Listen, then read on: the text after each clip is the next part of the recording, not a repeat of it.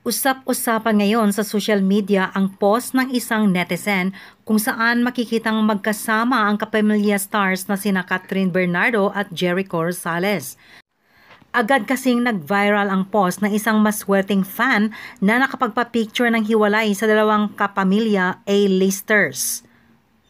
Ayon sa netizen, kasabay daw nila ang dalawa na nagja-jogging sa area. Post ko na din sa wall ko para may remembrance.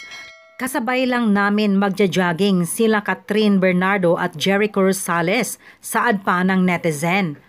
Huwag nang mag-showbiz question kasi di ko din alam ang sagot, dagdag pa niya.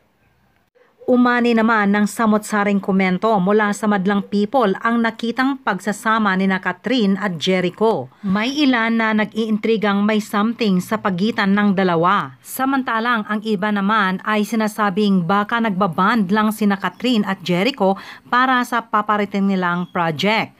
Baka may project collab sila. Spotted din sila sa isang bar the other day, saad pa ng isang netizen. Sana they're just building some rapport because may project sila. Parang weird kung may something. Wish naman ang isa pa kung ano man ang meron sina Catherine at Jericho. Chika naman ang isa, kaya ba ina-announce separation nila ng wifey para di na magka-issue if spotted sila? Matatanda ang sinabi noon ni Jericho na nais niyang makatrabaho si Catherine sakaling mabigyan ng chance.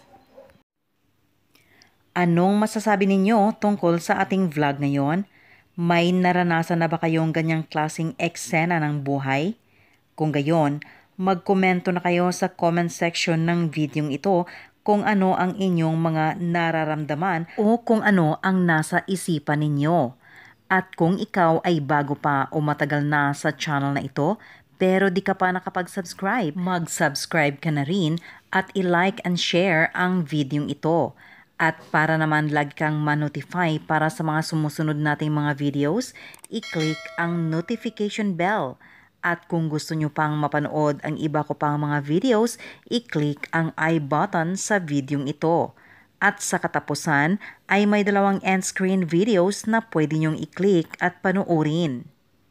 Kaya, dito na kayo sa viral trends kung tinatamad kayong magbasa ng mga artikulo, lalo na kung namimiss nyo na ang inyong mga iniidolong mga artista.